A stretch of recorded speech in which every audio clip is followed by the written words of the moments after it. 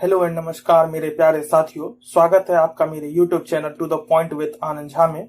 अगर आपको ये वीडियो अच्छा लगे तो लाइक कीजिएगा, शेयर कीजिएगा, सब्सक्राइब कीजिएगा। तो दोस्तों, लास्ट क्लास में हमने जो LCM SCF होता है वो फैक्टराइजेशन के मेथड से हमने सीखा था। उम्मीद है आपको वो सब समझ में आया होगा। अगर नहीं आया तो एक और वीडियो मैंने बनाया है जिसमें फैक्टराइजेशन और LCM SCF कैसे निकालते हैं वो मैंने बताया है। उसका लिंक डिस्क्रिप्शन में मैंने डाल दूंगा, आप वहां से उसको एक बार फिर से रिवाइज कर लीजिएगा जिन जिनको प्रॉब्लम है। आज हम टाइप 5 का देखेंगे और कंपोजिट नंबर कोई भी नंबर है कि नहीं है, कैसे प्रूव करते हैं वो देखेंगे। ये टाइप 5 का न्यूमेरिकल है और इसको कैसे प्रूव करते हैं वो एक बार देखते हैं। इसमें कह रहा है check whether there is any value of n for which 4 to the power n ends with the digit 0। मतलब यूनिट डिजिट जो है वो 0 होगा कि नहीं ये चेक करना है इस नंबर के लिए। ये हम जानते हैं कि यूनिट डिजिट से एंड होने के लिए किसी भी नंबर को क्या कंटेन होना चाहिए। मान लीजिए कोई भी नंबर है 300, 2000, 3270 मान लीजिए एक नंबर है। इसको हम लिख सकते हैं 327 इंटू 10 ऐसा लिख सकते हैं क्या। और 10 के लिए 2 इंटू 5 तो होना जरूरी है। मतलब उसमें एटलीस्ट एक पेयर होना चाहिए यूनिट डिजिट होने के लिए। ये यूनिट डिजिट है, इसको हम ऐसा लिख सकते हैं और इसके लिए 2 इंटू 5 होना चाहिए। दोस्तों यदि ऐसा होना चाहिए तो उसमें 2 का और एक 5 का ये दोनों नंबर होना जरूरी है। इनका एक मल्टीप्लिकेशन फैक्टर होना जरूरी है। यदि ऐसा है तो हम चेक करते हैं कि इस नंबर के लिए ये ऐसा पॉसिबल है या नहीं है। नहीं होगा तो ये ऐसा यूनिट डिजिट होगा ही नहीं। अगर होगा तो हम कह सकते हैं कि इसका किसी भी n के लिए, किसी पर्टिकुलर n के लिए यहाँ पे 0 पॉसिबल है। तो देखते कैसे करते हैं। स्टेप 1 में let's a equal to 4 to power n ऐसा मानते हैं where n is any natural number. ठीक, कोई भी नेचुरल नंबर होता है। नेचुरल नंबर क्या होता है हम अभी तक सीखते हैं। नेचुरल नंबर होता है जो कि 1 से लेके इंफिनिटी तक, पॉजिटिव इंफिनिटी तक जो होता है वो सब नेचुरल नंबर के अंदर आता है। तो यदि ऐसा है तो इसमें मैंने फिर वही लिखा है if a equal to 4 to power n ends with 0 as unit digit it must contain a pair factor of 2 into 5। ठीक है, ऐसा होना चाहिए। ये हम लिखेंगे पहले फैक्टर, फिर लिख लेंगे चूंकि हमने माना है late a equal to 4n तो इसका फैक्टराइजेशन करके देख लेते हैं। तो we know a equal to 4n और 4 को क्या लिख सकते हैं 2 इंटू 2 इंटू 2 लिख सकते हैं। तो 2 इंटू 2 लिखा और 2 इंटू 2 को 2 स्क्वायर लिख सकते हैं। ये ऑब्वियस सी बात है, टू द पावर n चल रहा है सब में। हमने छोटी क्लासेस में पढ़ा है कि a to the power m to the power n को हम ऐसा लिख सकते हैं a to power m into n। Power multiplication हो जाते हैं आपस में, ये दोनों पावर जो है आपस में मल्टीप्लिकेशन हो जाते हैं, है ना। तो यदि पावर मल्टीप्लिकेशन हो गया तो ये तो 2 इंटू n क्या हो जाएगा 2n हो जाएगा और 2 का पावर 2n हो जाएगा। तो a equal to 4 to power n को हम लिख सकते हैं 2 टू द पावर 2n।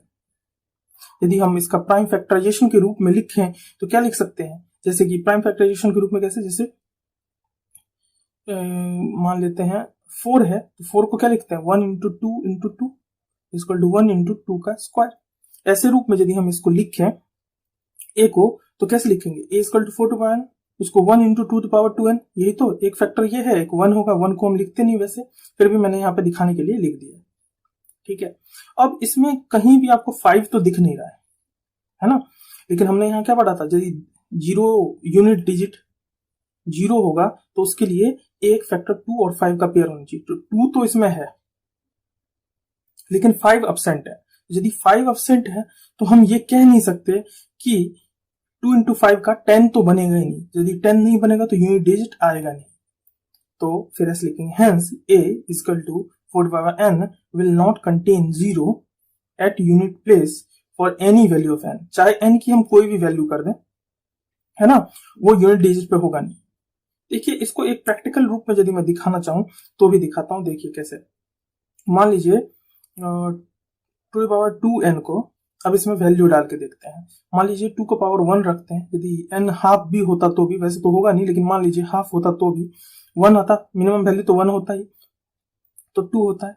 2 का स्क्वायर कितना होता है 4, 2 का क्यूब 8, 2 का पावर 4 इक्वल टू 60, है ना। 2 का पावर 5 कितना होता है 32, 2 का पावर 6 इज 64, 2 का पावर 7 इक्वल टू 128। तो आप देखोगे कि 2 4 8 फिर 6 आया यूनिट डिजिट पे, फिर 2 4 6, 2 4 8 अगली बार डालूंगा तो 6 आ जाएगा। तो सिर्फ 2 की वैल्यू कुछ भी डाल दें ऊपर तो उसके ऊपर यूनिट डिजिट पे क्या ही आ सकता है, 2 4 8 6, यही यूनिट डिजिट पे आ सकता है, जीरो कहीं भी नहीं आ रहा है ना। इन सभी में जो है जीरो यूनिट डिजिट पे आ नहीं रहा है, सिर्फ 2 4 6 8 ही आ सकता है 2 की किसी भी वैल्यू के लिए। तो चाहे n की वैल्यू हम कुछ भी रखते हैं, यही पॉसिबल है। तो ये प्रैक्टिकल रूप में दिखाना हुआ और ऐसे हम प्रूव करेंगे, लिखेंगे ऐसे। ठीक है, उम्मीद है आपको ये चीज समझ में आई होगी।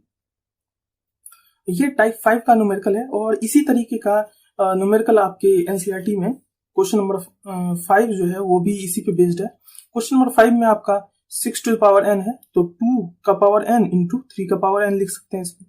जैसे यहाँ पे हमने फैक्टर किया है तो इसका फैक्टर ऐसे के रूप में हो जाएगा, इसमें भी 5 नहीं है तो ये भी नहीं होगा, तो वो आप लिखोगे ऐसे ही, लेकिन जैसा कि मैंने बताया आपको दिखाना ऐसे है। ठीक है, तो उम्मीद है आपको ये समझ में आया होगा। अगर इसमें दिक्कत है तो आप क्वेश्चन कमेंट बॉक्स में डाल दीजिए, मैं इसको सॉल्व करने की कोशिश करूंगा। चलिए दोस्तों, आपके जो एक्सरसाइज 1.3 में 1.2 जो है उसमें एक और चीज है, वो है कि show that A number is composite number. उसमें दो न्यूमेरिकल है, इसमें कुछ है नहीं, हमने याद होगा आपको कि स्टार्टिंग में हमने कंपोजिट नंबर क्या माना था। कंपोजिट नंबर क्या होता है,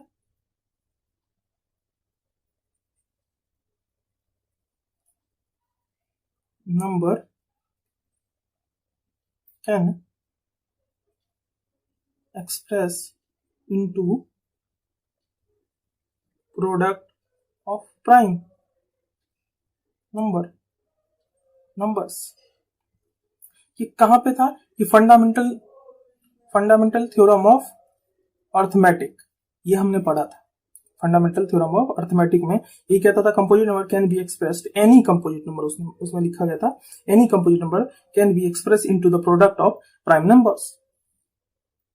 तो यदि ऐसा हम लिख सकते हैं किसी भी कंपोजिट नंबर को सिर्फ प्राइम नंबर के फैक्टर्स में, तो देख लेते हैं इसके प्राइम नंबर्स के फैक्टर में है कि नहीं। और कंपोजिट होने के लिए हमने शुरू में पहली क्लास में पढ़ा था कि कम से कम 3 फैक्टर होने चाहिए, 3 या 3 से ज्यादा फैक्टर होते हैं तो कोई भी नंबर कंपोजिट होता है। ठीक है, तो देखते हैं इसमें है कि नहीं। मान लीजिए ये ए है, let A equal to 7 into 11 into 13 plus 30, ऐसे लिख सकते हैं। 13 तो कॉमन है तो ले लेते हैं कॉमन। 13 यदि हमने कॉमन ले लिया तो ये हो जाएगा 7 इंटू 11 प्लस 1। 7 इंटू 11, इसमें 13 कॉमन ले लिया, इसमें 13 लिया तो 1 बचा तो 1 हुआ। 11 7 जा 77 प्लस 1 78 होगा, इसको लिख सकते हैं 13 इंटू 78। ये तो पता है कि 13 जो है वो भी एक प्राइम नंबर है, लेकिन हम 78 के बारे में नहीं जानते हैं, है ना। तो 78 का फैक्टर करके देख लेते हैं। मान लीजिए 78 का फैक्टर मैंने किया है तो 2 3 जा 6, 1 पे 2 9 जा 18, 3 1 जा 3, 3 3 जा 9। तो 78 का फैक्टर क्या हो गया, इतना इंटू इतना इतना। हाँ, 78 को क्या लिख सकते हैं हम, 1 इंटू 2 इंटू 3 इंटू 13। तो यदि हम इसमें लिखें तो ए क्या हो जाएगा, ए हो जाएगा आपका 13 इंटू 78, इसको लिख सकते हैं 1 इंटू 2 इंटू 3 इंटू 13 का स्क्वायर। 13 का स्क्वायर क्यों, एक ये आ गया एक ये आ गया, ऐसा ऐसा लिख सकते हैं क्या। अब देखिए ये प्राइम फैक्टर्स के प्रोडक्ट के रूप में आ गया है ना। हमें पता है कि एटलीस्ट 3 फैक्टर होना चाहिए कंपोजिट नंबर के लिए, और उससे यदि कम होता है तो प्राइम नंबर हो जाता है। तो इसमें देखिए कितने फैक्टर्स हो गए, एक तो ए का क्या हो गया 1 2 1 2 3 4, 4 फैक्टर्स तो ऐसे ही हो रहा है, इसका मतलब ये कंपोजिट नंबर है ही। तो हम इसको कैसे लिखेंगे, hence a is equal to 7 into 11 into 13 plus 13 has 2 3 13 as factors, hence so it is a composite number. ठीक है, इस तरीके से दिखाएंगे। क्या किया हमने, एक बार इसको रिपीट कर लेते हैं। हम जानते हैं कि फंडामेंटल थ्योरम ऑफ अर्थमेटिक से हम जानते हैं कि हम किसी भी कंपोजिट नंबर को एक्सप्रेस कर सकते हैं प्रोडक्ट ऑफ प्राइम नंबर्स के टर्म्स में, है ना। यदि ऐसा है तो मान लेते हैं इसी नंबर को मैंने मान लिया कि ये है, इसमें 13 कॉमन आ रहा था, 13 कॉमन ले लिया, तो 7 इंटू 11 प्लस 1 बचा, प्लस 1।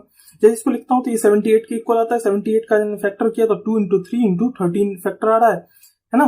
2 इंटू 3 इंटू 13 फैक्टर आ रहा है। जब इसको मैंने a का फैक्टर लिखा तो उसका 1 इंटू 2 इंटू 3 इंटू 13 का स्क्वायर बचा।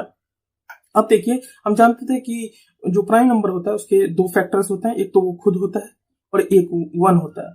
तो इसमें जो a का फैक्टर होगा वो 1 और a खुद भी तो होगा ही, लेकिन इसके अलावा यदि कोई भी फैक्टर होता है तो वो कंपोजिट नंबर हो जाता है। तो इसमें इसके अलावा कितने फैक्टर हैं, 2, 3, 13, ये 3 और एक्स्ट्रा इसके फैक्टर्स हैं। इसका मतलब ये नंबर कंपोजिट है। ठीक है, उम्मीद है मुझे कि आपको ये और ये दोनों ही समझ में आया होगा, इसमें कोई भी दिक्कत नहीं आएगी, बहुत आसान है, आपके सारे डॉट्स क्लियर होंगे। अब आप जितने भी न्यूमेरिकल हैं 1.2 तक के वो आप सारे कर सकते हैं, उसमें आपको कहीं भी दिक्कत नहीं आएगा। अगर दिक्कत आता है तो कमेंट बॉक्स में उस क्वेश्चन का नंबर डाल दीजिए और मैं बहुत जल्दी कोशिश करूंगा कि इस जो एनसीईआरटी है उसका सॉल्यूशन आपको करवा दूं। और अब हम देखते हैं कि 1.3 में जो टाइप ऑफ न्यूमेरिकल है उसके पहले थियोरेटिकल कॉन्सेप्ट को जान लेते हैं। तो दोस्तों क्या है कि हम चैप्टर के शुरुआत में पढ़ते आए हैं कि रैशनल नंबर और इरेशनल नंबर क्या होता है। अगर हम उसको शॉर्ट में एक बार फिर से रिवाइज कर लें तो हम ज्यादा बेहतर समझ पाएंगे, क्योंकि अब जो आने वाला एक्सरसाइज है उसमें इसी का यूज है कि हम किसी नंबर को रैशनल इरेशनल फॉर्म में कैसे दिखाते हैं। आने वाले दोनों एक्सरसाइज में इसी का यूज है। तो पहले थोड़ा बेसिक समझते हैं, फिर उससे अगले वाले एक्सरसाइज में उसे और थोड़ा सा बेहतर रूप से जानना पड़ेगा। तो देखिए क्या होता है कि हम इसको कुछ इस तरीके से कह सकते हैं, बहुत शॉर्ट फॉर्म में मैं करने की कोशिश करूंगा कि जो रैशनल नंबर होता है, रैशनल नंबर में क्या होता है कि ऐसे नंबर्स जिसको हम पी वाई क्यू के फॉर्म में लिख सकते हैं और क्यू 0 ना हो, पी वाई क्यू के फॉर्म में लिखें और क्यू 0 ना हो, जिसको ऐसा नहीं लिख सकते वो इरेशनल नंबर है। ठीक है दोस्तों, बस इतनी सी बात है। इस वाले एक्सरसाइज में हम इसको इसी तरीके से जानेंगे।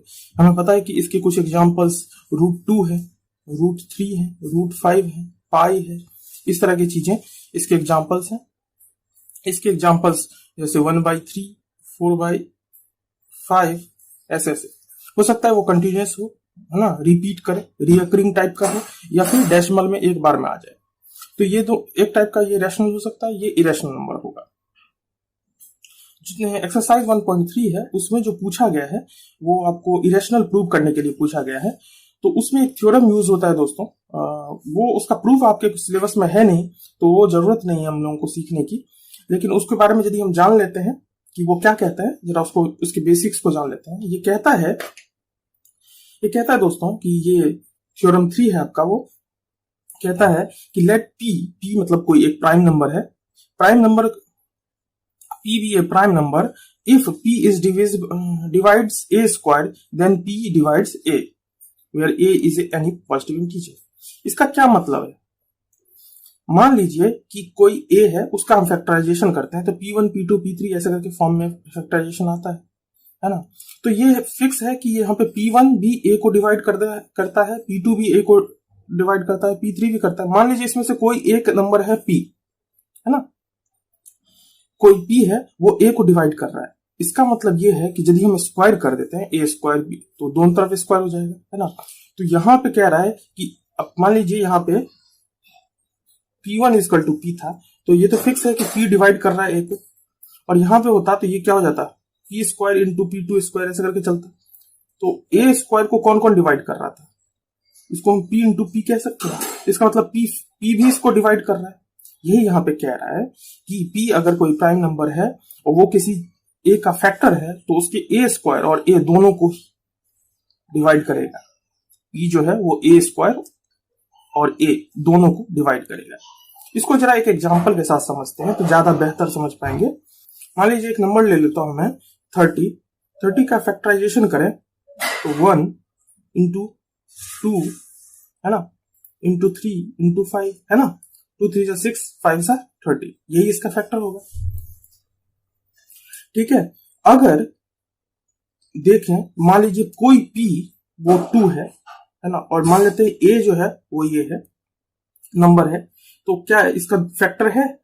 बिल्कुल, p इसका फैक्टर है, मतलब 2 इसका 30 का फैक्टर है। ठीक है, तो p जो है वो a का फैक्टर है ना। यदि इसको हम फैक्टर्स करते हैं 30 equal to 1 into 2 into 3 into 5 होता है, तो चाहे 2 हो या 3 हो या 5 हो, ये सभी 30 के फैक्टर हैं। मान लीजिए इसमें कोई एक p है, वो a का फैक्टर हुआ। ठीक है, अब हम क्या करते हैं, स्क्वायर कर देते हैं बोथ साइड। तो स्क्वायर किया तो 30 का स्क्वायर तो 300 होता है, सॉरी 900 होता है 30 का स्क्वायर। और यदि इन सब का करें तो 1 का स्क्वायर इंटू 2 का स्क्वायर इंटू 3 का स्क्वायर इंटू 5 का स्क्वायर हो जाएगा। तो इसके अकॉर्डिंग कहता है कि अब जो p होगा, मान लेते हैं पहले मैंने p माना था 2 को, तो अब p स्क्वायर क्या होना चाहिए, 2 का स्क्वायर है ना।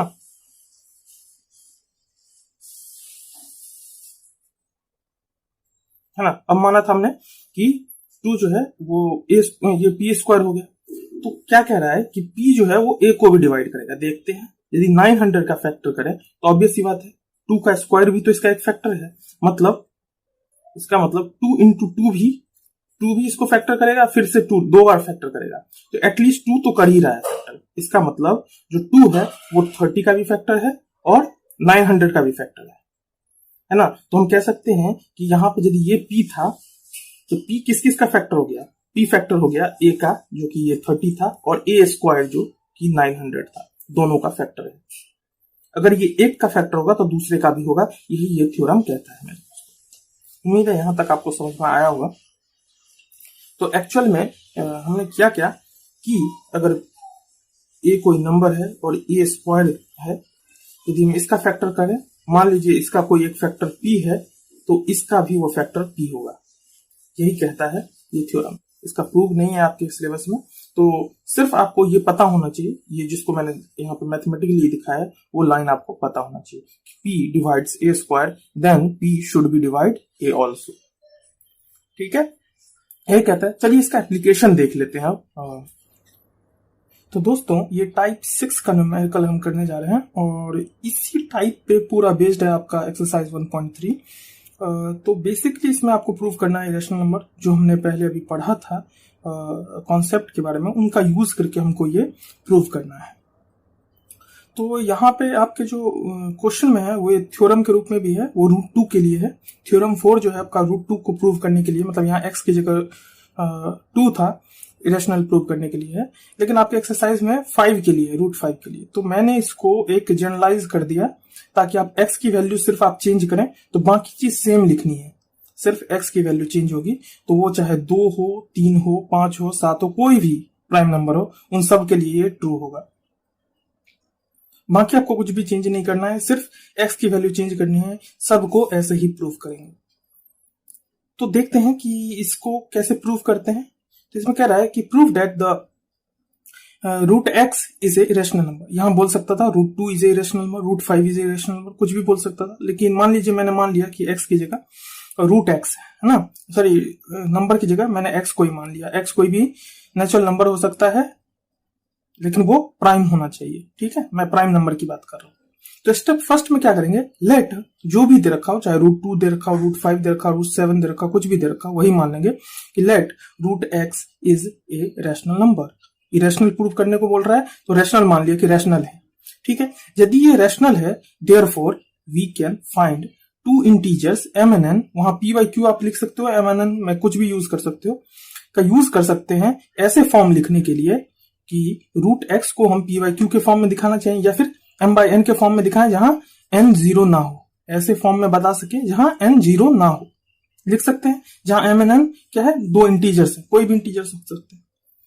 लेकिन दोस्तों क्या है कि m and n जो है वो ऐसा भी हो सकता है कि इनके कॉमन फैक्टर हो, जैसे कि मान लीजिए m and n को मैं ऐसे करके बता दूं कि ये है आपका 15 और मान लीजिए 9 by 15 मान लीजिए ये n और m है। तो इसमें ऐसा भी, इसको क्या लिख सकते हैं 3 into 3, इसको लिख सकते हैं 3 into 5। तो ये तो 3 तो कट जाएगा, अल्टीमेटली ये कितना बचेगा 3 by 5 है ना। तो m एंड n यदि 9 और 15 होगा तो क्या ये कट सकता है और भी, है ना। तो ये प्राइम नंबर्स तो है नहीं, हमको प्राइम नंबर के फॉर्म में लेके आना है, ठीक है। तो हमने क्या किया, m एंड n माना जहां n 0 नहीं है, ठीक है। Suppose m and n have common factor, जो कि कॉमन फैक्टर क्या है, जैसे यहाँ पे 3 मैंने दिखाया, ऐसे ही कोई भी फैक्टर हो सकता है m एंड n का, है ना। अदर देन क्या, 1, यदि अदर देन 1 तो सब में कॉमन होता है, तो अदर देन 1 के अलावा क्या कॉमन फैक्टर, कोई भी हो सकता है कॉमन फैक्टर। यदि उनको हम हटा दें, मतलब ऐसे ही काट दें और ऐसे रेशियो के फॉर्म में लिखें, तो अदर देन n, तो m बाई n को हम a बाई b में मान लेता हूं कि a बाई b के फॉर्म में लिख सकते हैं। a बाई b क्या है, a और b को प्राइम है, क्रो प्राइम। अब को प्राइम मतलब क्या होगा, ये देखिए दोनों ही प्राइम के फॉर्म में है, जो भी ये नंबर है इसका प्राइम नंबर बचा हुआ है, ठीक है। जैसे 15 का 5 बचा प्राइम में और 9 का 3 बचा, तो तीनों के लिए तो को प्राइम हो गया, क्योंकि दोनों के लिए कॉमन है वो। ठीक है दोस्तों, तो हम क्या लिख सकते हैं फिर, यदि ये को प्राइम बचा तो हम ऐसा लिख सकते हैं, ये इसी को यहां से रिप्लेस करके कि root x equal to a by b, जहां बी 0 नहीं है। क्यों, क्योंकि m बाई n को हम ऐसा लिख सकते थे, तो m बाई n की जगह हम a बाई बी लिख सकते हैं। m बाई n की जगह मैंने a बाई बी लिख दिया और b इक्वल टू नॉट 0 है, ठीक है। यदि b इक्वल टू नॉट 0 है, अब मैथमेटिकली क्या होगा, क्रॉस मल्टीप्लिकेशन करेंगे, तो a इक्वल टू क्या लिख सकते हैं, b रूट एक्स, है ना। यहां से मल्टीप्लाई किया तो ये इस तरफ चला गया, तो a equal to b root x हुआ। अब b रूट एक्स है, इसको हम स्क्वायर कर देते हैं on squaring both side, on squaring both side, ये दोनों तरफ स्क्वायर करें तो क्या होगा, a स्क्वायर हो जाएगा, ये बाहर है तो ये भी b स्क्वायर होगा, लेकिन ये रूट के अंदर था तो रूट चला जाएगा और x बचेगा, तो a square equal to b square into x बचेगा। इसको इक्वेशन 1 मान लिया मैंने, ठीक है, इसको मैंने इक्वेशन 1 मान लिया।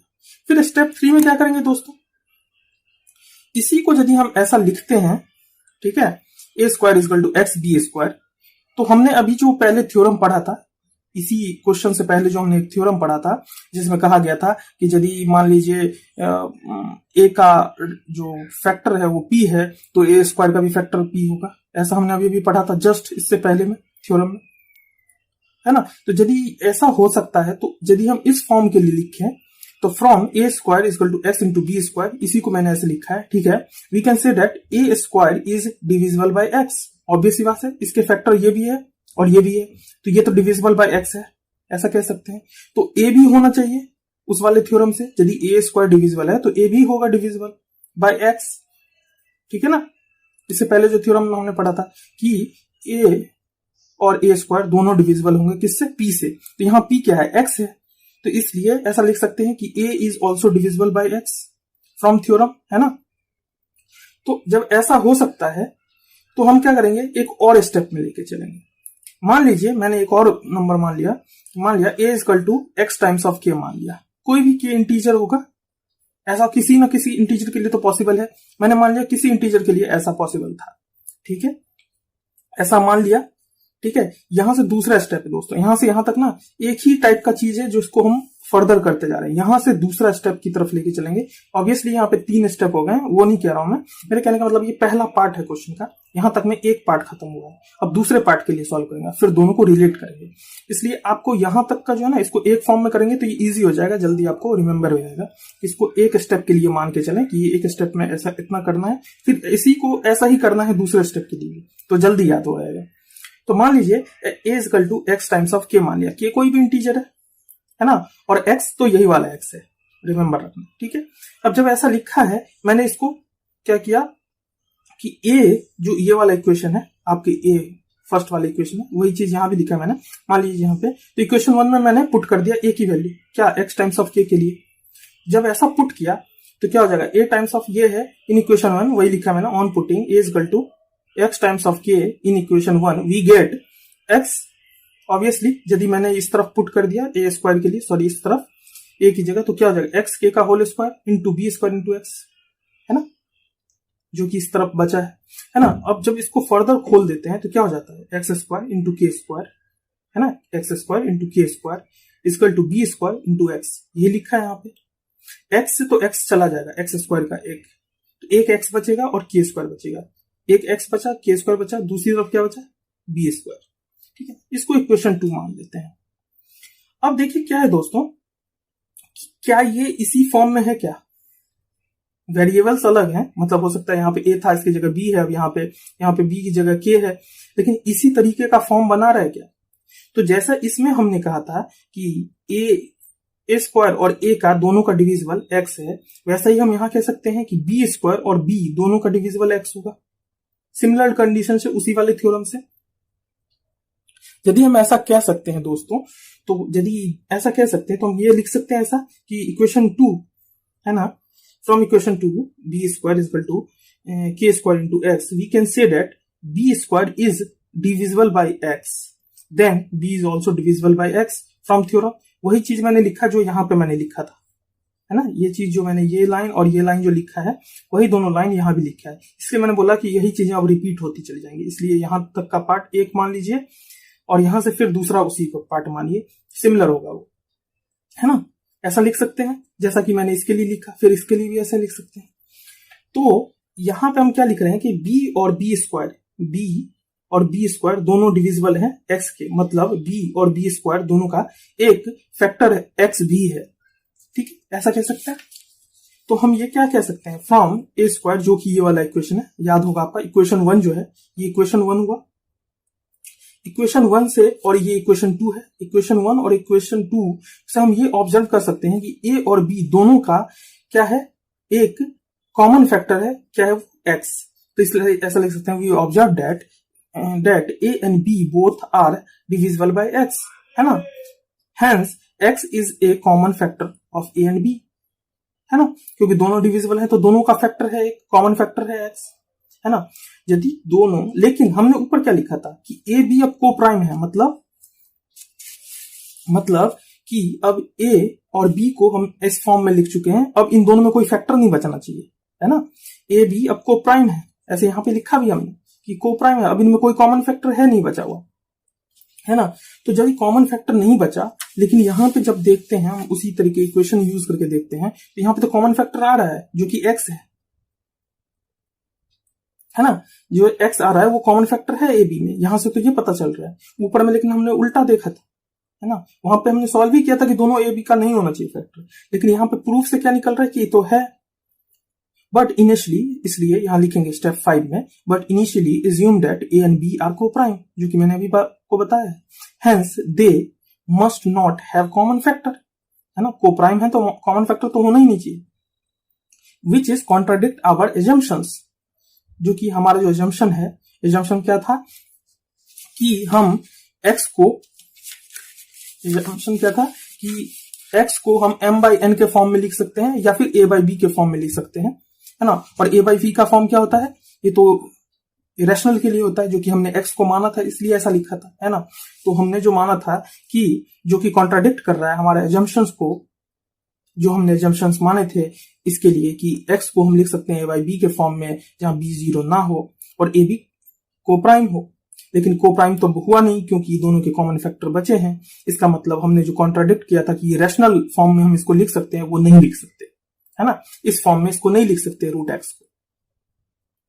तो यहां पे लिखा मैंने, hence root x can not be expressed as m by n और a by v form, so it must be a irrational, क्योंकि हमें तो पता है कि रैशनल का तो डेफिनेशन ही है कि उसको a बाई v के फॉर्म में तो दिखा ही सकते हैं, है ना, उसका तो डेफिनेशन है। यदि नहीं दिखा सकते तो वो क्या हुआ, इरेशनल हो गया। तो इसमें तो यही पता चला कि हम नहीं दिखा सकते a बाई v के फॉर्म में या m बाई n के फॉर्म में, सो इट मस्ट बी इरेशनल। इसको एक बार कंक्लूड करूं तो वही है कि पहला स्टेप में हम एक बार m बाई n के लिए या फिर a बाई p, उसको ऑब्वियसली को प्राइम लिखेंगे, उसके बाद a बाई b के लिए प्रूव करेंगे, फिर उसमें k टाइम्स ऑफ a को हम किसी भी इंटीजर के टाइम्स k टाइम्स ऑफ करके निकालेंगे, वहां से x किया हमने, x को हटाया, फिर उसको भी सेम फॉर्म में लिखा है, वहां से हमें पता चला कि b और a दोनों का कॉमन फैक्टर x है, कॉमन फैक्टर होना नहीं चाहिए क्योंकि दोनों को प्राइम थे। तो इसका मतलब हमने जो कॉन्ट्राडिक्ट किया था कि हम रूट x को a बाई b के फॉर्म में लिख सकते हैं, वो लिख नहीं सकते क्योंकि वो तो कट जाएगा ना, है ना। तो ऐसा फॉर्म में तो हम लिख नहीं सकते, इसका मतलब क्या हो गया, इरेशनल हो गया, कि हमने जो कॉन्ट्राडिक्ट किया था वो सही नहीं है। हमने जो माना था कि रूट x है वो रैशनल है, वो कॉन्ट्राडिक्ट कर गया, वो नहीं है, इसका मतलब वो इरेशनल है। इस तरीके से हम जितने भी प्राइम नंबर्स हैं उन सभी के लिए प्रूव कर सकते हैं, रूट 2, 3, 5, 7 सब के लिए हम प्रूव कर सकते हैं। 9 नहीं होना चाहिए, यहाँ पे 9 नहीं होगा, 7 11 है ना, 2 3 5 7 11 13 ऐसा करके सभी x की जगह हम वैल्यू पुट करें, बाकी सेम टू सेम लिखना है ना। इसलिए आप इसको सिर्फ नोट कर लें, है ना, स्क्रीनशॉट लेके या फिर पॉज करके लिख लें। इसी तरीके से आपको लिखना है ना। और इसमें कुछ भी नहीं करना, चाहे 2 के लिए बोले, 3 के लिए बोले, 5 के लिए बोले, जो भी बोलेगा x की जगह लिख देंगे, बाकी चीजें ऐसी रहेंगी। उम्मीद है आपको ये टाइप समझ में आया होगा क्या। अब इसी चैप्टर के जो बाकी न्यूमेरिकल्स हैं वो इसी टाइप पे फिक्स है, ठीक है, मतलब इसी से रिलेटेड यूज करके किया गया है। तो मैं सबका नहीं बताऊंगा, लेकिन आपको एक बार थोड़ा सा उसमें मैं दिखा देता हूं कि यदि मान लीजिए ऐसे ना आए, सिर्फ ऐसे √2 √3 √5 के लिए ना आए, उससे कुछ और जुड़ता हुआ, उसमें कुछ इंप्रूवमेंट किया गया हो या मॉडिफाई किया गया हो उसमें, तो हम कैसे करेंगे वो आपको बता देता हूं। तो दोस्तों इसका जो दूसरा पार्ट है वो देख लेते हैं। तो ये दूसरा पार्ट का क्वेश्चन है, यहां से यह एक आपका एग्जांपल भी है ना, क्वेश्चन नंबर 2 है शायद मेरे हिसाब से। तो इसमें क्या है कि प्रूफ दैट 3 + √5 इज इरेशनल, ऐसा बोला गया। देखिए √5 के लिए तो वही वाला करेंगे, लेकिन जब ऐसा बोलते तब कैसे प्रूफ करेंगे, है ना, क्योंकि ये तो मॉडिफाइड है ना। यदि ऐसा है तो इसको कैसे लेके चलेंगे, इसको न्यूमेरिकल के फॉर्म में बताया मैंने। यहाँ पे मल्टीप्लिकेशन में हो सकता था, मान लीजिए 3 की जगह सिर्फ 2 √5 होता, या √5/2 होता, कुछ भी हो सकता था। तो ऐसा जब फॉर्म बने जो कि मिक्स वाला फॉर्म हो, तब कैसे करेंगे उसके लिए है। तो ऐसा मानेंगे लेट 3 जो भी बोला हो उसको रैशनल मानना है, जैसे कि उसमें माना था हमने 3 + 2 × √5 इज ए रैशनल नंबर, है ना। देयरफॉर हम इसको क्या लिखा सकते हैं, m/n के फॉर्म में, जहां पे n 0 नहीं होना चाहिए, ठीक है, बिल्कुल सेम चीज है। लेकिन यदि m और n को प्राइम नहीं हुए तो को प्राइम होके क्या लिख सकते हैं, ऐसा मान लीजिए कि m और n का को प्राइम a और b है, तो ऐसा हम लिख सकते हैं क्या, a/b के फॉर्म में, जैसा कि हम वहां पे देखे हैं, है ना। और यदि ऐसा हम लिख सकते हैं तो ऐसा कह सकते हैं कि 3 + 2 √5 = a/2, सिम m/n की जगह मैंने प्रूफ कर दिया यहाँ पे, ठीक है। अब देखिए दोस्तों, क्योंकि हमको ये पता है कि √5 तो इरेशनल है, तो √5 छोड़ के बाकी जितने भी हैं सबको एक तरफ कर लेंगे। यदि हम ऐसा करते हैं तो क्या होगा कि देखिए ये तो 3 इस तरफ है, इस तरफ जाएगा तो क्या हो जाएगा, यहाँ प्लस में था तो इस तरफ माइनस में हो जाएगा, a/b - 3 2 √5 है ना, 2 √5 बचेगा। अब 2 तो मल्टीप्लिकेशन में है और ये रूट से बाहर है, तो इसको नीचे आना चाहिए, ताकि हमको एक तरफ सिर्फ इरेशनल रखना है, जिसको पता है हमें कि ये इरेशनल है, वैसा करना है। तो इसको हम 2 से डिवाइड कर दिया मैंने, तो 1/2 × a/b - 3 है ना, इसका नीचे हो जाएगा क्रॉस मल्टीप्लिकेशन के रूप में, ऐसा हो जाएगा क्या, √5 हो जाएगा। इसको इक्वेशन 1 मान लेते हैं। सिंपल मैथमेटिक्स से कुछ भी नहीं है ना, जो बोला उसको रैशनल मान लीजिए, उसको m/n के फॉर्म में दिखा सकते हैं, उसके को प्राइम के फॉर्म में लिख लीजिए a/b के रूप में। फिर जो भी इसको कर सकते हैं, एक तरफ इरेशनल वाले को कर लीजिए जिसमें हमें फिक्स है कि ये इरेशनल ही है, ऐसे वाले नंबर को एक तरफ कर लीजिए, बाकी को एक तरफ कर लीजिए।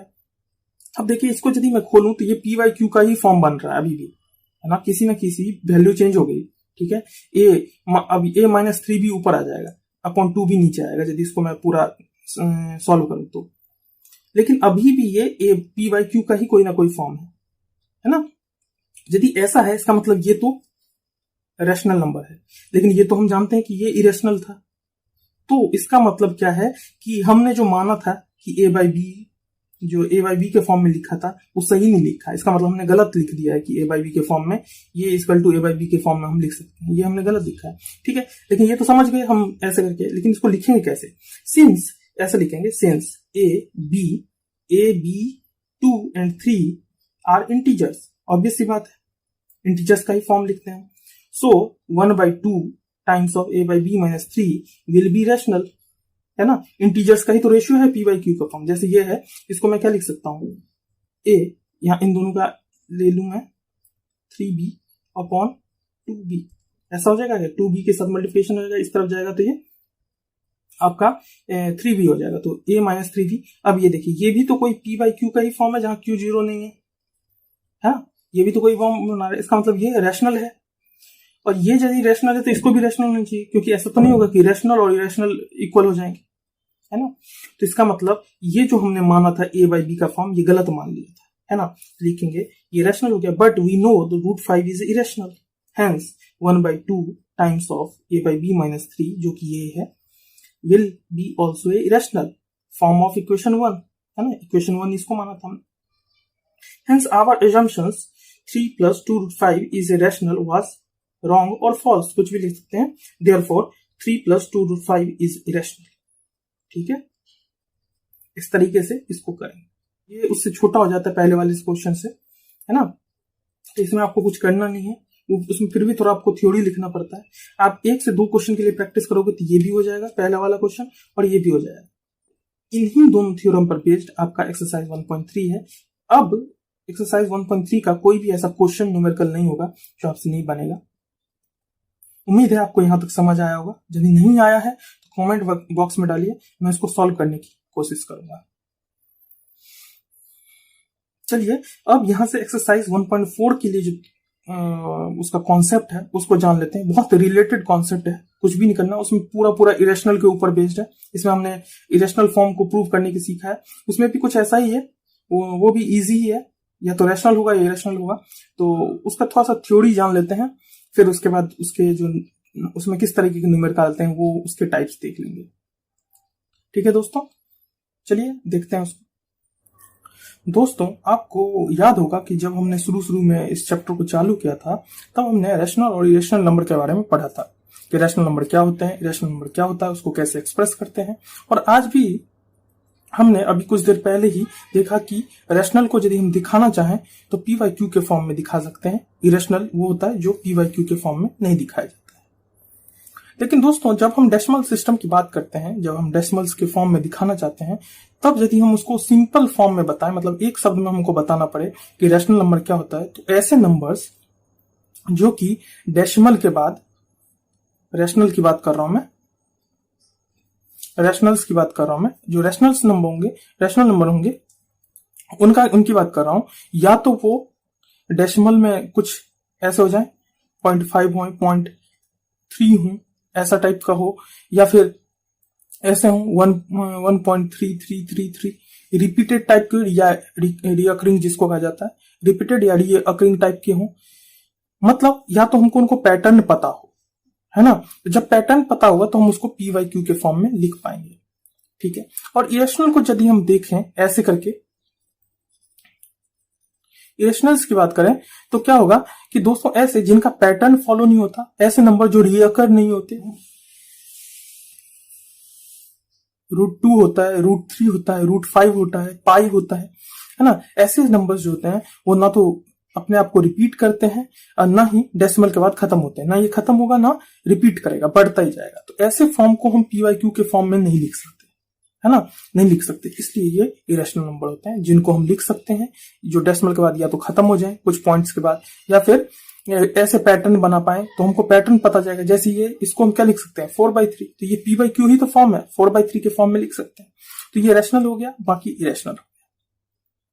उसके बाद एक और चीज हमने पढ़ा था कि यदि पॉइंट के बाद मान लीजिए कोई भी नंबर है ना, 0.1 है, इसको 1/10 लिख सकते हैं, है ना, और इसको 1/2 × 5 लिख सकते हैं 10 को, तो ना 1/0.1 को 1/10 लिख सकते हैं।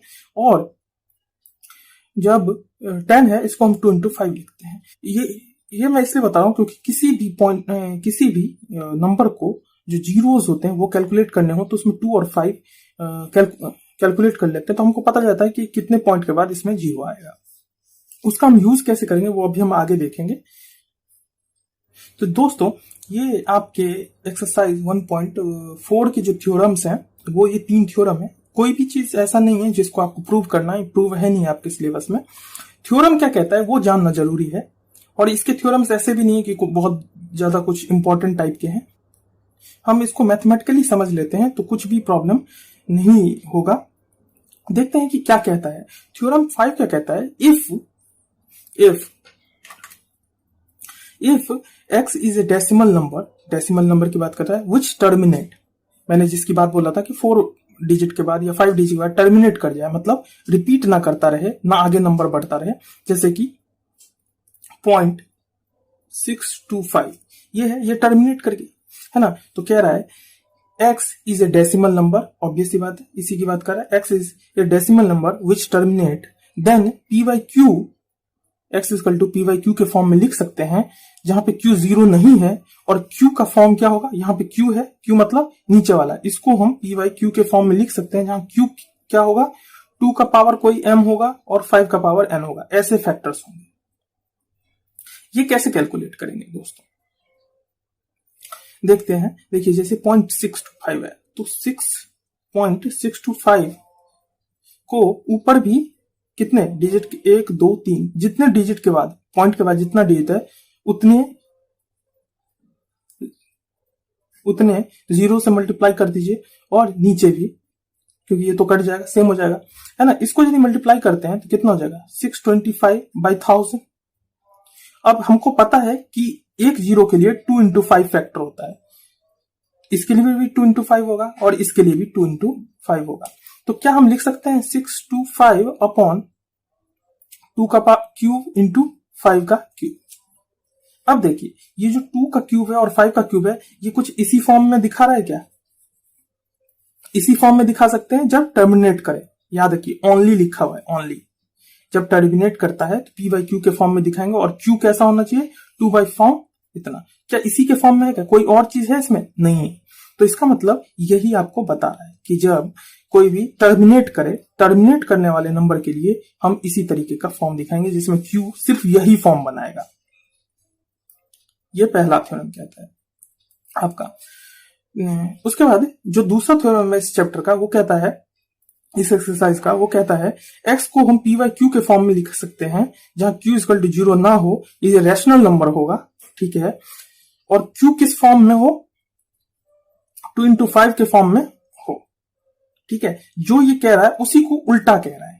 हमने यहां बताया कि यदि वो टर्मिनेट कर रहा है तो हम उसको इस फॉर्म में लिख सकते हैं जिसमें q ऐसा फॉर्म होगा। तो इसमें कह रहा है यदि कोई नंबर पहले से ही p बाई क्यू के फॉर्म में हो और q इस फॉर्म में हो, 2 और 5 के फॉर्म में, मतलब ये नंबर इस फॉर्म में दिखाया हो पहले से, तो ये नंबर टर्मिनेट करेगा। मतलब जो ये कह रहा है इसी को ये वाइस वर्सा कर रहा है, मतलब जो ये कह रहा है उसी चीज को ये रिवर्स में कह रहा है, रिवर्स पैटर्न में, तो वो टर्मिनेट करेगा, ऐसा कह रहा है। तो ऑब्वियस सी बात है, यदि इसको हम वापस इस तरह से बनाएंगे तो वो टर्मिनेट कर जाएगा।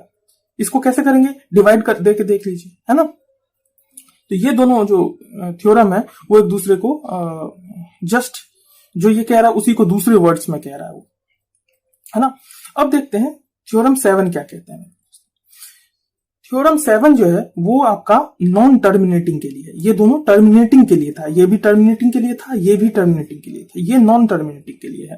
कह रहा है if x is p by Q के फॉर्म में यदि हम x को लिखते हैं, ठीक है, और रैशनल होता है, ऑब्वियस सी बात है, जब हम x को p बाई क्यू के फॉर्म में लिखेंगे तो रैशनल होगा, और q इज नॉट लिखा हुआ है, देखिए in the form of this. यदि हम इस फॉर्म में, सिर्फ इस वाले फॉर्म में ओनली लिख लीजिए, यहाँ पे ओनली, इस फॉर्म में ना हो तो p और q को प्राइम होंगे, ऑब्वियस सी बात है। तो x is a non terminating की बात कर रहा है, और रिपीटिंग और रीअकरिंग होगा, ठीक है। जैसे बताता हूं आपको, मान लीजिए x है, उसको 4/3 लिख सकते हैं क्या, 4/3 हुआ, है ना। तो अब देखिए क्या है, यदि 4/3 है तो ये यहां पे 2 का पावर m और 5 का पावर n इस फॉर्म में तो नहीं है ये, है ना। तो यदि हम इसको लिखें तो ये क्या हो जाएगा, 1.3333। देखिए ये रिपीटिंग है, रीअकरिंग टाइप का होगा, ये टर्मिनेट नहीं करेगा, ये बढ़ता जाएगा। तो यही चीज बता रहा है कि यदि p बाई क्यू के फॉर्म में हो और ये फॉर्म ना बना रहा हो तो वो नॉन टर्मिनेटिंग होगा। या ऐसा भी हो सकता है, जैसे मान लीजिए x इक्वल टू 4 अपॉन नहीं, मान लीजिए 1/3000 है। ये 3000 है तो क्या लिख सकते हैं, 1 into 3 लिख सकते हैं, into 1000 लिख सकते हैं, 3 into 1000। और 1000 को तो हमको पता है, यहाँ पे हमने क्या लिखा है, 2 का क्यूब और 5 का क्यूब। अब देखिए इसमें ये वाला फॉर्म तो है भी, लेकिन इसके अलावा भी है, इसलिए ओनली लिखवाया था मैंने। ये वाला फॉर्म होने के बाद भी यदि कोई वैल्यू और बच जाता है ना, प्राइम नंबर्स आ जाते हैं, कोई और प्राइम नंबर्स आ जाते हैं, तो वो हो सकता है कि एग्जैक्ट ये वाला फॉर्म यदि नहीं बनाएगा तो वो नॉन रिपीटिंग टाइप का हो। लेकिन मान लीजिए यहाँ पे कोई ऐसा और नंबर आ जाता, जैसे 7 आ जाता, तो भी यही होता, है ना, 7000 के लिए 7 आ जाता। तो ऐसे कोई भी प्राइम नंबर्स आए हैं जो कि 2 और 5 ना हो नीचे, तो वो हमेशा नॉन रिपीटिंग टाइप का होगा। लेकिन ऑब्वियसली उसको हम PYQ के फॉर्म में लिख सकते हैं, तो वो आपका रैशनल नंबर होगा। ये तीनों रैशनल नंबर के लिए, जो रैशनल नंबर नहीं होगा वो इरेशनल हो जाएगा। अब देखिए क्या है, ये तो कॉन्सेप्ट हुआ, समझ गए कि क्या चीज है और क्या करना है ना। अब यदि क्वेश्चन इस पे आता है तो हम कैसे करेंगे। देखिए जैसे एक्सरसाइज 1.4 की बात करें तो उसमें जो पहला न्यूमेरिकल है उसमें 10 पार्ट हैं, 10 पार्ट्स हैं उसके, और उसमें कहता है आपका कि आपको पता लगाना है कि कौन सा ऐसा है जो कि नॉन टर्मिनेटिंग है और कौन सा टर्मिनेटिंग है, मतलब वो इस फॉर्म में है या इस फॉर्म में है, ये आपको पता करना है। तो कैसे पता करोगे, जैसे मैं कोई भी एग्जांपल के लिए एक नंबर लेता हूं, एग्जांपल के लिए मैंने ये नंबर ले लिया है। अब इसको देख लेते हैं कि ये आपको पता लगाना है कि ये टर्मिनेटिंग है और नॉन टर्मिनेटिंग है। टर्मिनेटिंग है कि नॉन टर्मिनेटिंग है, ये आपको पता लगाना है। तो दोस्तों यदि पता लगाना है, आपको पता है कि टर्मिनेटिंग होगा तो उसका जो ये Q है ये ऑब्वियसली PYQ का फॉर्म है, तो इसका जो Q है ये टर्मिनेटिंग के लिए 2 to power m इंटू 5 का पावर n इसी फॉर्म में होना चाहिए, तो ये टर्मिनेट करेगा, अदरवाइज नॉन टर्मिनेटिंग होगा, है ना। तो देखते हैं ये टर्मिनेटिंग है कि नहीं। तो 3, 1, 2, 5 के यदि फैक्टर्स निकाले हम तो ये 2 से तो जाएगा नहीं, 5 से जा रहा है, वैसे 5 से जा रहा है। देखिए 5 6 जा 30, 5 2 जा 10, 5 5 जा 25, फिर से 5 से जा रहा है, 5 1 जा 5, 5 2 जा 10, 5 5 जा 25, फिर से 5 से जा रहा है, 5 3 जा 5 2 जा और 5 2 जा 10, अब 5 5 जा 25, फिर से 5 आया और 5 1 आया। देखिए जब मैंने Q जो है इसके जब फैक्टर निकालूं तो क्या Q इक्वल टू जो है आपका 3 1 2 5, वो क्या है 5 का पावर 1 2 3 4 5। अब इसमें 2 तो एक भी नहीं है, यदि 2 नहीं है तो ये टर्मिनेटिंग होगा कि नहीं, है ना, सोचने वाली बात है। तो देखिए जैसे 1 13 है, अब मान लीजिए यदि मैं इसको 2 का पावर 5 कर देता हूं और नीचे भी 2 का पावर 5 कर देता हूं, और 5 टू द पावर 5 तो है, ये तो था ही, इसको ऐसे लिख सकते हैं क्या, ये दोनों कट जाएंगे आपस में, ऐसा लिख सकता हूं। अब देखिए ये तो ये वाला फॉर्म बना रहा है ना, और ऊपर में जो है कुछ भी नंबर हो, तो ऑब्वियस सी बात है यदि ये वाला फॉर्म बना रहा है इसका मतलब टर्मिनेट तो करेगा, है ना।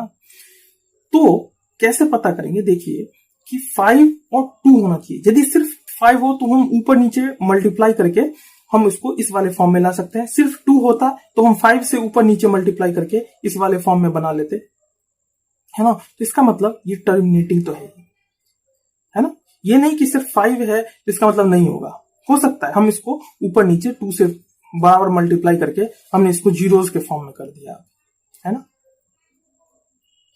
ऐसा लिख सकते हैं। तो ये टर्मिनेटिंग होगा पहला टाइप का, है ना।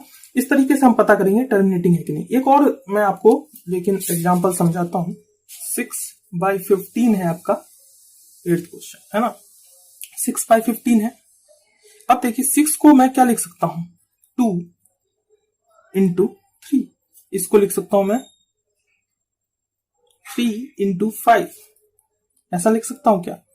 अब आप चाहे यहीं से कर लें या फिर कोई और फॉर्म कर लें, मैं मान लेते हैं इसको काट लेता हूं इसको, तो इसको मैं लिख सकता हूं 2/5, ये को प्राइम के फॉर्म में हो गया।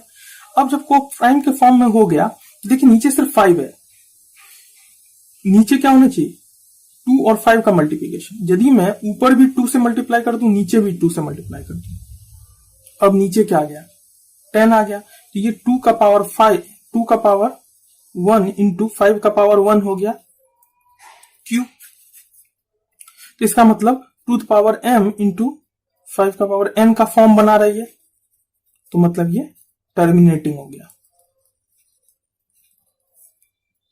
तो इस पहले क्वेश्चन में आपसे पूछेगा कि बिना लॉन्ग डिवीजन किए आपको फाइंड करना है, तो कैसे फाइंड करो, ऐसे ही करके ऊपर नीचे मल्टीप्लाई करके आपको नीचे जीरोस का फॉर्म बनाना है, फिर पता करना है। तो देखिए जैसे पहला वाला, इससे पहला वाला जो क्वेश्चन था आपका,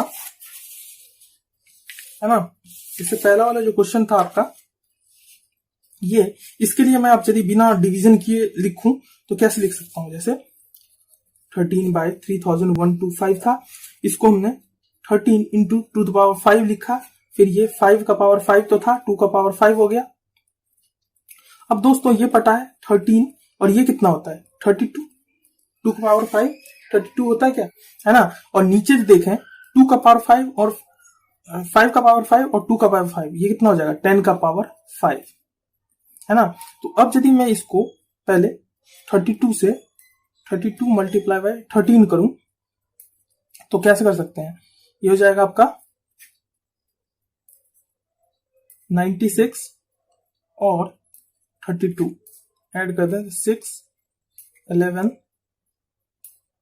4 416 होगा, है ना, दोनों का मल्टीप्लिकेशन। तो इसको लिख सकते हैं 416 बाय 10 to power 5, और इसको यदि मैं और एक्सप्रेस करूं तो ये हो जाएगा 0.00416, 5 डिजिट के बाद तो 1 2 3 4 5, है ना।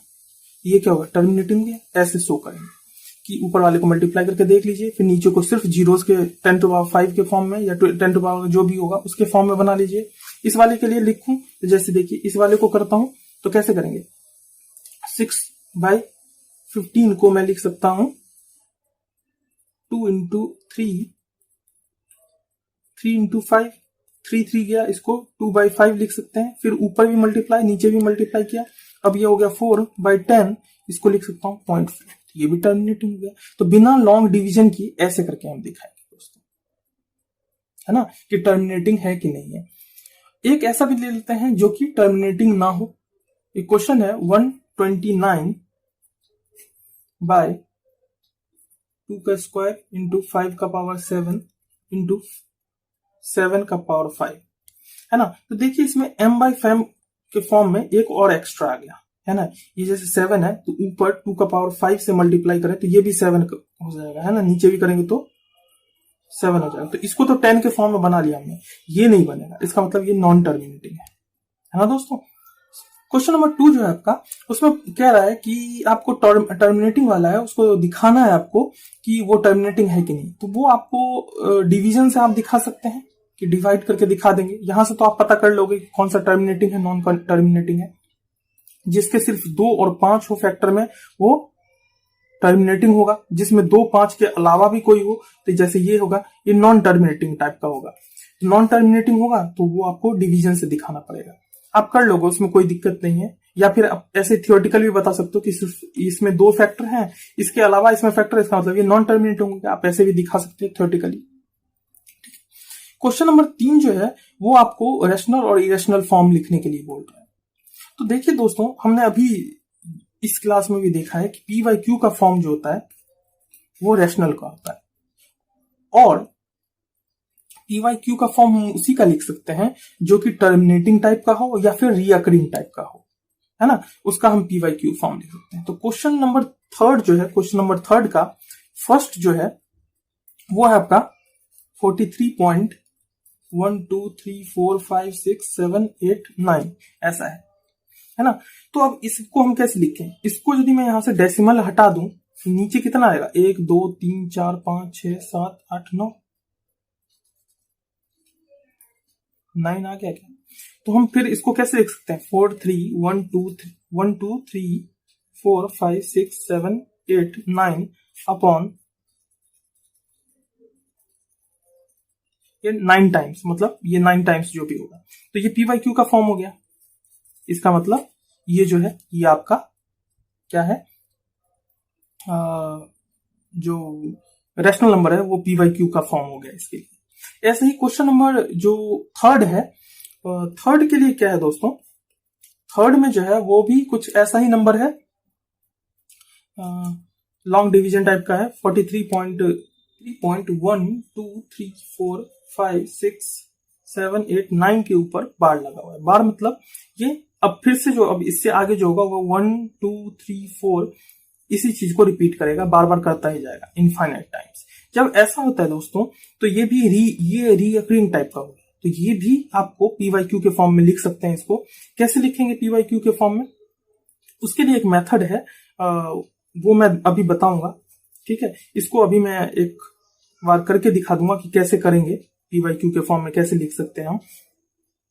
एक क्वेश्चन नंबर 2 है जो इसमें, इसी का जो दूसरा पार्ट है, क्वेश्चन नंबर 3 का जो दूसरा पार्ट है, वो आपका 1 2 0 1 2 0 0 1 2 0 0 0 1 2 0 0 0 0 ऐसा करके बढ़ता जाए। तो देखो इसमें क्या है, पैटर्न नहीं है, है ना, हर बार एक जीरो के बाद बढ़ रहा है, तो हम इसको क्या कहना, रीअकरिंग टाइप नहीं कह सकते, ये बढ़ता जाएगा। तो इसका हम पीवाईक्यू का फॉर्म लिख नहीं सकते, क्योंकि हमको फाइनाइट इसका ना तो डेसिमल पता है, ना ये पता है कि किस स्टाइल में कब जाके ऐसा होगा जब सेम नंबर रिपीट होगा। जब ऐसा होता है तो हम इसको हम पीवाईक्यू के फॉर्म में नहीं दिखा सकते, इसलिए ये क्या हो गया आपका दोस्तों, इरेशनल नंबर हो गया, non terminating non recurring type का हुआ। तो जब नॉन टर्मिनेटिंग नॉन रीअकरिंग हुआ तो ये इरेशनल नंबर हो गया, ठीक है। अब मैंने जो आपको ये वाला क्वेश्चन लिखा है, जब ऐसा हो तो ये तो एक बहुत बड़ा नंबर है, इसको मैं छोटा वाला कोई नंबर करके दिखाता हूं। जैसे मान लीजिए 4, ऐसा करके मान लीजिए 1.3 के लिए बताता हूं, एग्जाम्पल के लिए, मैं आपको समझाने के लिए 1.333 ले लेता हूं। ये रिपीट करेगा अपने आप को, ऐसा है, यदि रिपीट करेगा तो हम ऐसा लिख सकते हैं 1.33333, ऐसा होता जाएगा, है ना। जब ऐसा होगा तो मान लीजिए मैंने x इक्वल टू मान लिया 1.33333 सो ऑन, है ना। तो यदि मैं 10 से मल्टीप्लाई कर देता हूं बोथ साइड, मैं बस समझाने के लिए कर रहा हूं, आपको इसी तरीके से करना पड़ेगा क्वेश्चन नंबर 3 के लिए, उसका 3 का थर्ड पार्ट के लिए। तो ऐसा होगा तो इसको लिख सकते हैं 10 से मल्टीप्लाई कर दूंगा तो क्या हो जाएगा, ये 13.33333 हो जाएगा, है ना दोस्तों। जब ऐसा होगा, अब देखिए इसके और इसके नंबर के बीच में, अब मैं क्या करता हूं, इसको सेकंड मान लेता हूं, इक्वेशन सेकंड, और ये इक्वेशन फर्स्ट है। अब मैं सेकंड में से, इक्वेशन सेकंड में से फर्स्ट को सबट्रैक्ट करता हूं, तो क्या हो जाएगा, 10 में से 1x किया तो ये तो 9x बचा। लेकिन इसमें से करूं तो 13.333 में से 1.333 करके गया तो ये क्या बचेगा, 3 वाला तो सब, क्योंकि इनफाइनाइट टाइम्स जा रहा है, ये भी इनफाइनाइट टाइम्स जा रहा है, ये सब कट जाएंगे, और 13 में से 1 जाएगा तो 12 होगा, ये 9x हो गया। अब देखिए x इक्वल टू क्या लिख सकता हूं मैं, 12/9। इसको यदि मैं और करूं तो 3 इंटू 4 होगा, और इसके फैक्टर क्या होंगे, 3 इंटू 3, 1 3 से ये गया, इसको लिख सकता हूं मैं 4/3। और हम जानते हैं कि 1.33 को हम 4/3 ही तो लिखते हैं।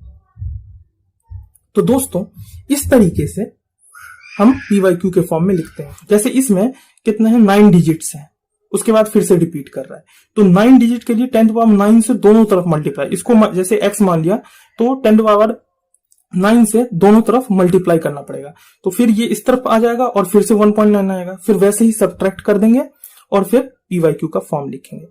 इस तरीके से आएगा, ये थोड़ा लेंथी हो जाता है ना। जैसा है तो इसको 10⁻9 से मल्टीप्लाई करेंगे तो 10⁻9 इंटू x हो जाएगा, और इक्वल टू यदि मैं लिखूं तो ये कितना हो जाएगा, 4 3 1 2 3 4 5 6 7 8 9.1 2 3 4 5 6 7 8 9 ऐसा टाइप का हो जाएगा। अब देखिए x इक्वल टू तो हमने माना था ये 43.12 3 4 5 6 7 8 9, है ना। मैं सिर्फ रफ में समझाने के लिए कर रहा हूं।